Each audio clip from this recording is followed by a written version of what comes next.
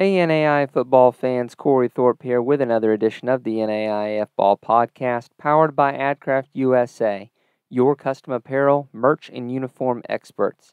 Our friends at AdCraft have been with us for many years now. They've run web stores for us multiple times. These guys are NAI fans and family who are experts in the apparel and merchandise world.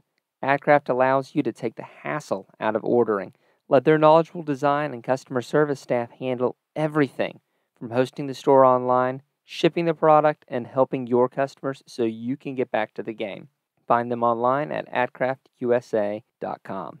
All right, NAI football fans, this is Corey Thorpe back with another edition of the NAIAFBALL Podcast, powered by AdCraft Custom Apparel and Merch, the GOATs in the industry since 1974. We have climbed the mountain from the bottom to the top. We have done all the interviews.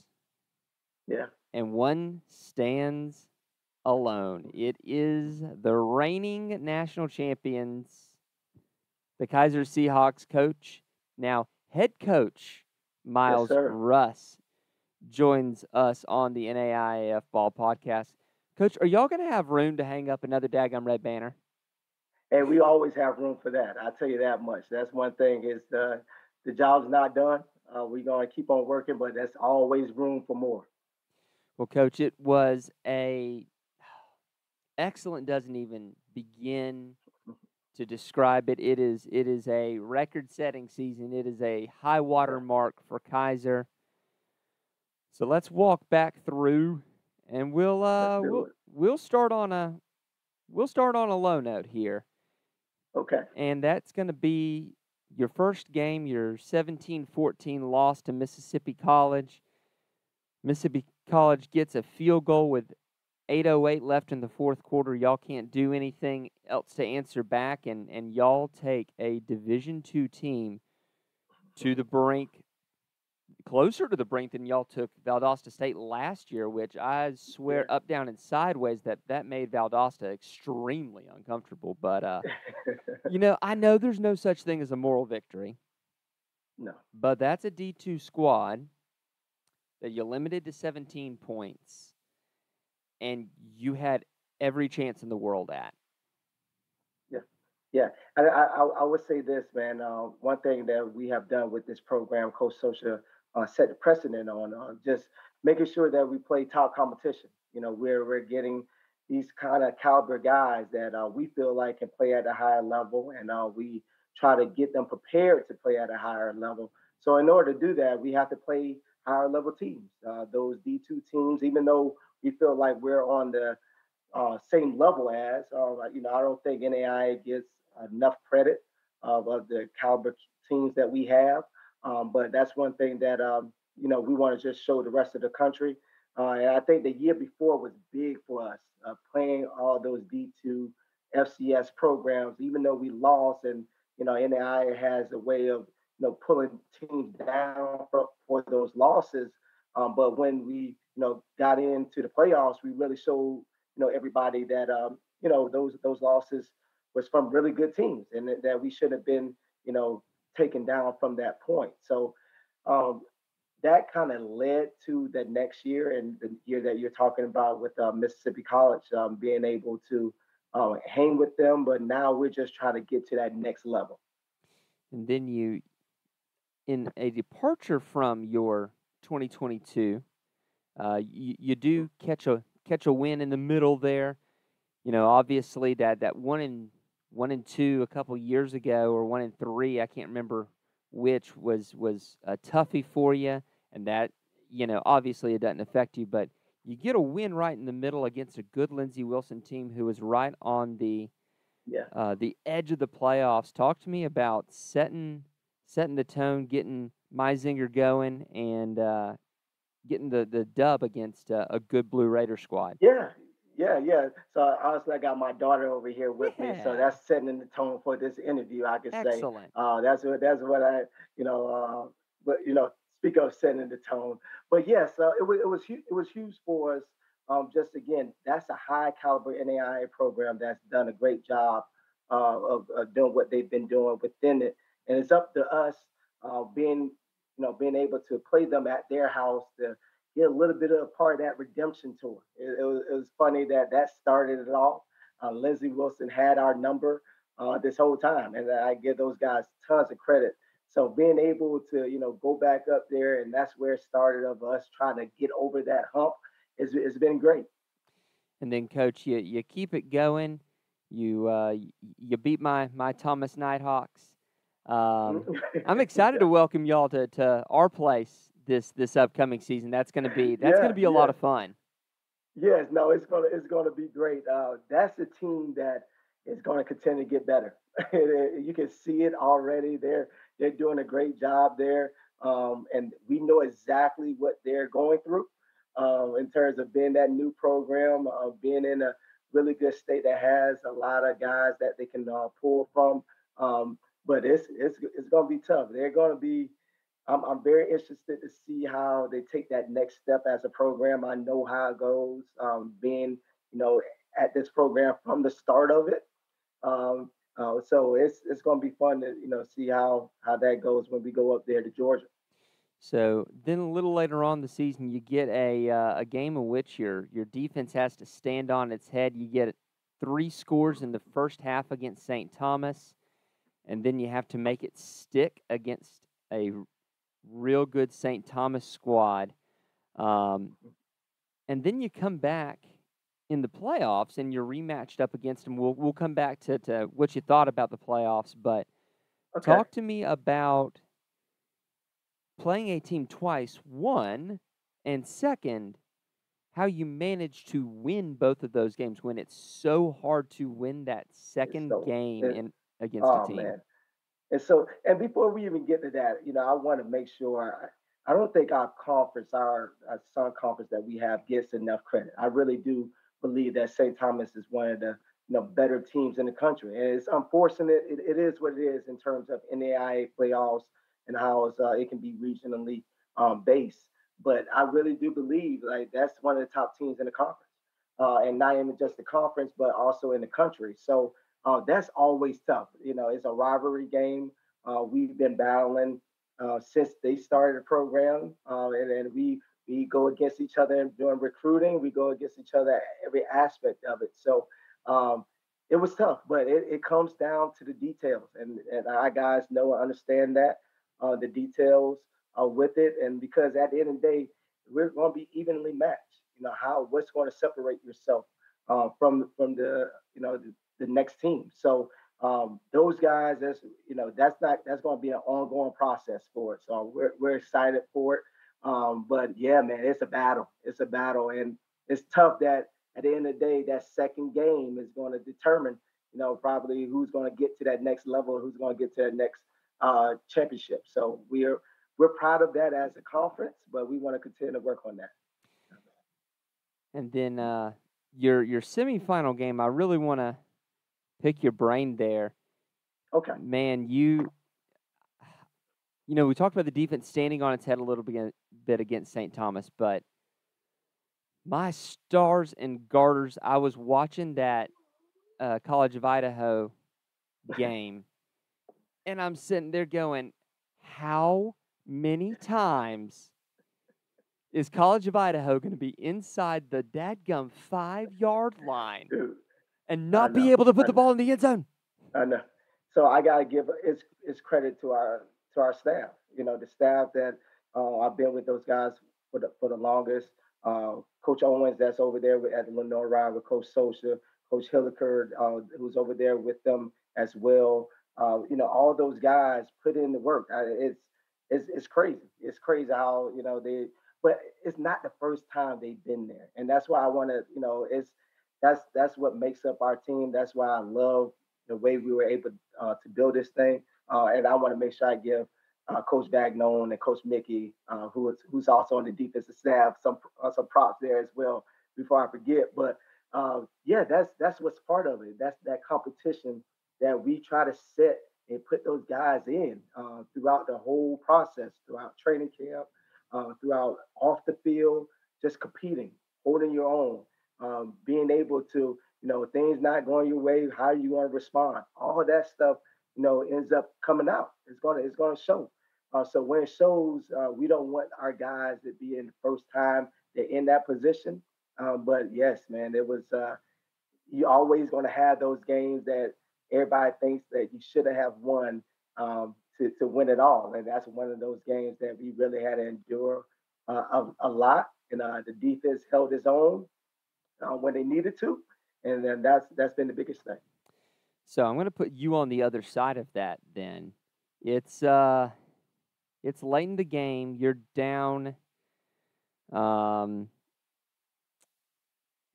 And yeah, we'll say it's 27 seconds left, Yeah, and you have turned the ball over on downs twice inside the 4-yard line, and it's fourth yeah.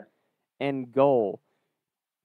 What are you going to try to go one more time, 12th play inside the 5 there, or are you going to trot your kicker out there? I mean, No, what's Myles Russ doing? it, it's one of those things.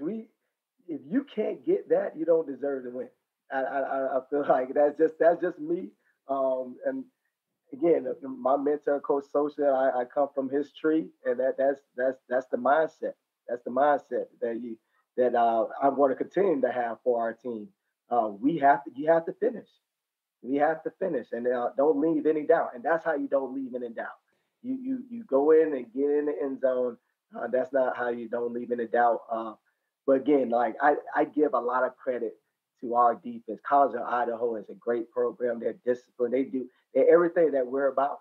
And it just ends up. It was our year. But again, those guys did a great job. But yes, to answer your question, you gotta get in there. I don't blame them doing what they did, and I think they that's something that they can live with. You know, what I mean, you go later, you're already away. You're that's the opportunity to end it there, and give those guys kudos for trying, and our guys did a great job of stopping. That is the correct answer, by the way. Yeah, Kicking field goals inside the 5 is that drives yeah. me crazier than anything else. I hate seeing 22-yard field goals. It makes me want to punch myself in the throat. Yeah, and if you talk to any of our guys in our offensive linemen, we said it already. We're RTB. We want to run the ball. We want to do that first. If we can't get in there, we don't deserve to get in there. So yes, man, it's just part of what we do here. But yeah, I'm gonna try to keep that going. And then we come to the big one, the rematch. And I got to tell you, Coach, I'm sitting there. I'm going, where's Feasley? Where's Bryce? Walked up to Coach. Hey, Coach, you got anything you want to tell me about your starting Yeah, lineup? No, sure don't. yeah, Okay, thanks for that. Awesome. But you make it you make do with what you got. You set the tone early. That 75-yard run by Meisinger was, yeah. I mean, obviously you have to play the rest of the game, but that is absolutely, that's the Exception. statement piece. Yeah. Yeah, I would say this. That's part of our program, next man up mentality. And it's going to continue to happen this year. Next man up. Nobody knows who's that next guy going to be, but preparing these guys for it. So that's just occasion. Unfortunately, Bryce couldn't be out there. Couldn't be full force to be out there. And the next man up was Wake, and he came in and he was ready. He was prepared. It wasn't something that we thought was going to happen. We thought we were going to have Bryce during the week, and it kind of, as the week gone, it wasn't getting better, and we was really trying everything we could. But that's how we work, and I give Wake tons of credit because he didn't play as long as he was with us. He didn't play a lot, but he stuck with it. He understood what his role was on the team, and he stepped up. And then the other guys stepped up as well, understanding, hey, we don't have our leader in Bryce. at the quarterback, but everybody else has to take that next step, and they did so. Absolute mountain of a performance by Jaden Meisinger. 22 rushes for 261 doggone yards. Yeah, But I yeah, think the even better performance is your defense. Stopping a quarterback like Jalen Gramstad, limiting him to 15 of 34. You put him into the 40% range in completion percentage. You get a pick. You limit him to 18 attempts for 47 yards. Did y'all, having seen him in person last year, did you sort of have a better idea of how to handle him and handle him differently? Or was it, it just yeah. you just had the dudes? No, it definitely helped. It definitely helped being able to see him before and understand what you're getting yourself into. I don't think you can't really you really don't know what that kid can do until you see it in person and actually going against him. He's stronger than you think. He's faster than you think. He's smarter than you think. So, being able to see him the year before definitely helped our defense. But having that chip on that shoulder of knowing that redemption tour that we talked about when we started talking about Lindsey Wilson. So yes, that definitely helped in terms of us playing him before. But the redemption aspect of it, we didn't want anything to stop what we had for our goal, and we had the red jerseys for practice. So the defense wore red jerseys for the Red Raiders.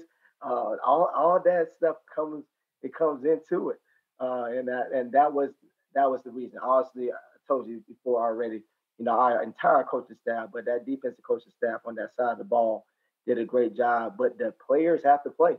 You can coach them up and do what you have to do, but they have to be disciplined enough. They have to make sure, they're staying in their lanes. They're being, doing what they have to do, try to keep them in the box.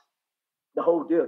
That's part of it, and they stepped up. So you got to give this kudos to the players because at the end of the day, they made sure that they did a great job with them. Yeah, just having seen him twice now, Jalen twice now. That dude's a dude. Um, Yeah, yeah, yeah. there's no doubt about it. Well, let's get to your players. Obviously, we talked about Jaden Yeah, going off for 261 in the national championship game. Big time plays make big time players make big time plays in big time games. yeah, And he's coming back for one more. DeAndre Golden, your leading wide receiver. No, tight end. Your yeah, leading yeah, receiver, DeAndre Golden. I love that. It's the second year in a row your leading receiver's been a tight end. yeah. That tickles me every time. But but you got a few holes that you got to fill, whether it's your Yeah, offensive absolutely. line, whether it's at quarterback where Beasley is gone. Justin Wake is here. He just doesn't have a Yeah, yeah, helmet. He has a yeah, a exactly. headset. Coaching Hey, there. hey, he's gonna be. He's doing a great job at that position as well. Just to put that out there as well. But talk to me about having as little of a dip as possible. Obviously, it's going to be very very difficult to go into Yeah. 2024 and not have a dip in production with all that you're losing. Um, but how do you make that dip as small as possible? So at the end of the day, I don't want a dip. That's not what we're about here. It's not, and I don't want to just kind of put that out there. That's not Kaiser, and that's not what we're even thinking. These guys, we're all in mentality. We want all these guys that either are done through graduation, either are done looking for another home, just trying to go bigger, whatever it may be. It's the next man up mentality. It's all you in or you out. And these guys know that, understand that. We're very transparent with it. I'm fair. I want to build a connection with these guys, but I know how things are going, how things are within it. So, like back to your question, I don't want to dip. Who's going to be that next guy? And before those guys that you mentioned that are coming back, there were guys before them that nobody knew how we were going to replace them. So that's been the motto. since I, got the position here, and we're going to have to find a way.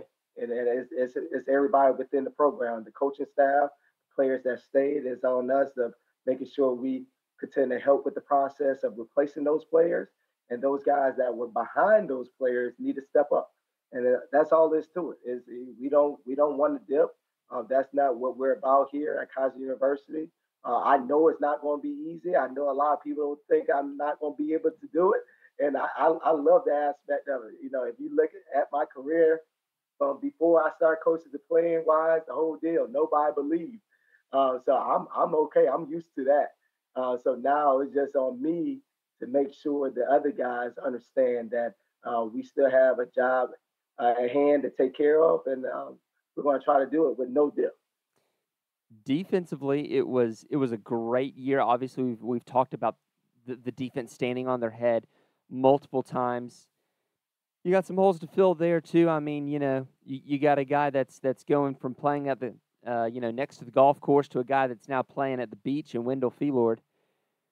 That's gonna be hard to replace with his 3 picks, 9 pass breakups, 3 punt return touchdowns, and a kick return touchdown. That is man, that is some explosiveness. You're gonna have to figure out how to replace. Never mind the defensive leadership from the safety position. Absolutely. Crap, man. Absolutely. So talk to me about finding guys that are going to be able to step up and be leaders on defense. Yeah. So to that point, you've been a part of this thing. Say Shin Young, Oh, heck yeah. a guy that just did it all for us, and the talk was like, how are you going to replace Say Shin Young? Then Wendell Philo comes into play. Then like, oh my goodness, and so it's always we're going to keep on talking about next man up mentality. Some of the guys that we're excited for, we're signed for Kinsley Johnson that's over there that's been with us throughout this entire time. Trey Lubin, has been a great addition to us past couple of years. And then at the safety positions, Justin Carcel has been doing his thing there as well. So now, as we kind of talk about those guys, and then that star position, in terms of some guys that we have with Gerald Livingston, that's been a part of the program for 4 years, that really can be his showing out party. We have some guys just given the opportunity to do so. Now, again, it might have to have multiple guys to fill in what he's done. I'm not going to shy away from that just because Wendell is that kind of player. It's not a coincidence that he's playing at that high level at FAU. But getting these guys to understand that they have to be ready to go.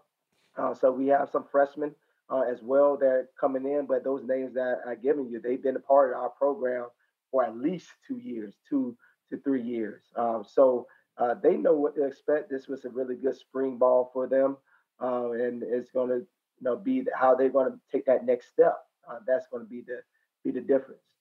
I absolutely. You bring up Sage. I loved Sage. Such a good Yeah. dude.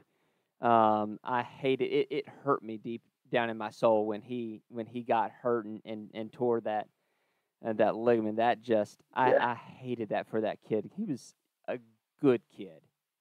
Yes, no, he did it all. That's one kid that you could say did it all on the field, off the field, 4.0 student, just leader. He did it all for us. But back to that is, hey, nobody thought we could ever replace that.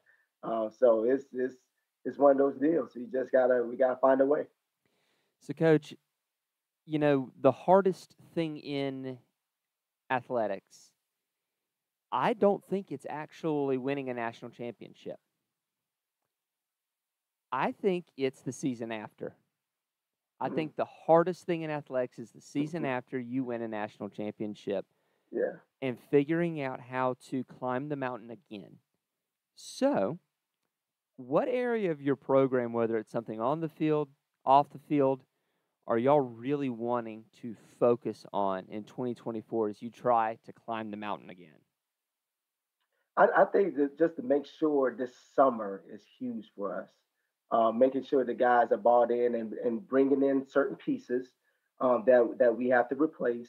But seeing that difference of those guys that were right behind those guys, the guys that we lost. How are they going to take that next step?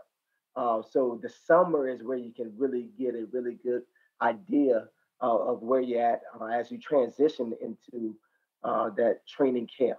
And that's one thing that we've been doing. That has been part of our recruiting model as well. Having a lot of guys that live in the area, being able to have guys that are around in the summer, working out and putting in that work. That's what it takes. That's what it takes to take that next step. So understanding that we have to make sure that happens, and that would allow us to. The transition is going to be huge. It's going to be big. Trying to uh, replicate what we did last year, but that summer, that's one thing that I'm really focused on this summer coming up. Well, Coach, I am so excited to see what Hmm. happens with the Sun Conference in this coming year. I mean, obviously, St. Thomas has been a program on the rise now, and we've been. I know, honestly, folks are probably tired of us touting St. Thomas, but they don't. They haven't gotten enough love for like the last 3 years, and so I'm like going, do you see these guys? Yeah, But I yeah, mean, you've got St. Thomas, you've got a Florida Memorial team that last year was a dang yeah, good squad. I yeah, was impressed with them. You're not going to be able to keep Southeastern down forever. There is too much of a championship mentality in Lakeland. yeah, You're not going to be able to keep them down. Ave Maria can bite you in the rear when you least expect it. I don't know if that running back's back for them this year, but my he's a load. I tell you that. Yeah, dude, I watched him big guy. just tear through that Nighthawk defense. I'm like going, good gosh, who is this guy? Weber, Warner, the OGs of the conference, Yes. and yeah, some guys from Georgia with Yeah. Green. Hey, hey, I'm telling you, that's one team I know they're doing a great job over in at Thomas. Yep. You Yeah, know, it's good. It's good. But I think the biggest thing about it, just making sure that the rest of the nation knows. I think that's the most important piece of it. Like it's just not just us out here. It's not just St. Thomas out here. These other these other teams within the conference, man, they play some good ball. So hoping that they're able to play outside their conference, getting the opportunity to do so and play some other NAIA teams outside the conference, I think will help with this. So I hope those teams are doing that. I don't know their schedule, but that's what we had to do. Nobody gave us any kind of leeway in the beginning. We had to go out to Dort. We had to go out and play Georgetown when we first started. Like we had to go out to play those teams. So hoping those guys are able to do so. But yeah, this is a conference that should get three teams, just like how they try to get a lot of those three teams in other conferences in the playoffs. I think this conference is a three-team minimum for sure. we'll have to see. If Florida Memorial takes that next step, or if Southeastern returns to what it was around the 2018 time frame. Yeah, I definitely think you're not going to be able to keep that out. I mean, the first year that we did this, the Sun Conference was a tie between Southeastern and Ave. yeah, Back then, and I want to say Southeastern got the nod for the playoffs back then. That was a long time ago. I can't remember yeah, back that yeah, far, but it is definitely one of the preeminent conferences in the nation, and I might be a homer because it's around where I live, but yeah. I'm just gonna tell you, you see it on the page. You see last year what Keiser, what y'all were able to do coming from a 12 seed. Um, I know how funny. Yeah, Um, yeah. but That's it's what they said. They put us there. They put us at a 12 seed. I'm not sure how accurate it was, but that's what I'm talking about in terms of hoping to get a little bit more little of Rodney just Dangerfield here. recognition from the rest of the country. Little Rodney Dangerfield. We don't get no respect. Yeah, just a little bit. I hear it. I mean, out of conference is hard to do. I know. No one wants to fly down to Florida. No one wants to drive down to Florida. But, you know, You gotta Uh, do it. It's I, fun. it's part of it. Again, this is just from being a part of this program, and I know how, and that's how we got to where we're at right now. So at the end of the day, they got to do what's best for their program. But I just know what we have Yeah. done. That was, that's been the reasoning. But at the end of the day, back to the conference is, they everybody's checking us off. They checking us with Keiser. Keiser, we're everybody's Super Bowl. We know and understand that, especially now, especially a new guy at the head of it. I know that our kids understand that, and I'm trying to continue to use that as fuel. Just use that as fuel for our guys and for our coaching staff of understanding everybody's writing us off within the conference, and all as they should. We have a really great conference, but we have to do a great job of making sure that we keep this thing going. We hope you enjoyed this episode of the NAIAFBALL Podcast, powered by AdCraft USA. Be sure to contact them for all your custom apparel, merch, and uniform needs. Thanks also to our newest sponsor, Telemetry Sports. If you enjoyed the show, subscribe to the podcast and to our YouTube channel, and leave us a review if you're listening on Apple Podcasts. As always, if you'd like to support what we do, head over to patreon.com/NAIAFBall and become a patron. We can't do what we do without our sponsors and listeners like you.